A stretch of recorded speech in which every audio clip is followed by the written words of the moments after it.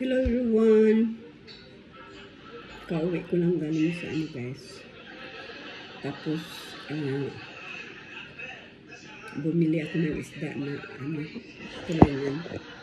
tulingan. Tingnan mo. Isda yan na ano, tulingan oh. Ba ang sarap. Suka at saka patis yung ano. Tapos yung rice ko, talong at saka yung rice ko. Wow, ang sarap. Ang sarap guys.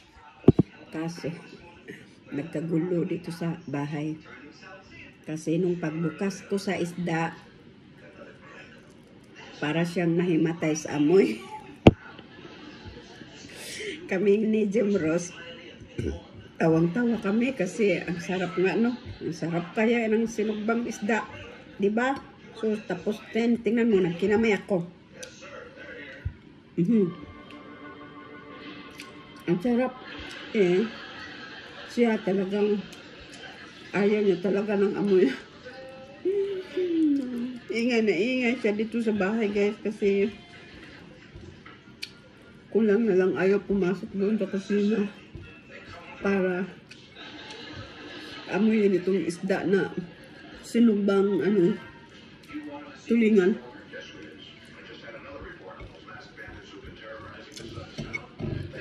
Ayaw niya daw magluto ng ulam niya kasi naamoy niya yung isda namin. Ang sarap.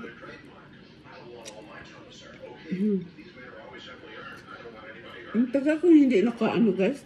Ang taga kung hindi nakakain ng sinugbang tulingan. Ito yung paborito ko na pag umuwi ako ng Pilipinas. Ito kaagad yung isda na hanapin ko.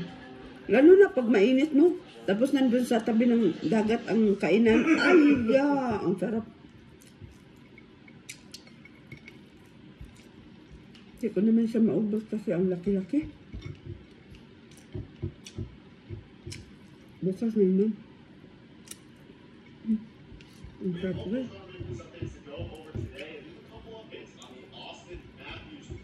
Natawa ko kay Honey. Kaya matay yun. Ayaw na talaga sa amoy. Pero kitang Pinoy, pag mamay natin yung isda, diba sabi natin, bango-bango. Yung ibang kultura kasi hindi sila sanay ng ganitong pagkain. Atakin.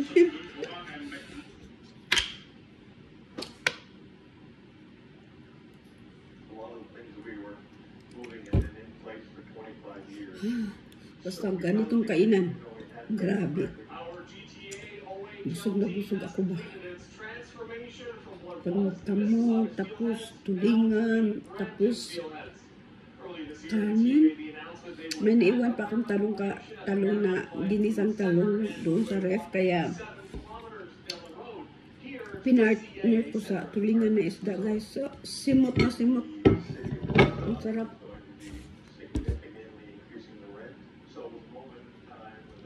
Sarap araw-arawin ba? Hi. Enjoy for watching everyone. Bye.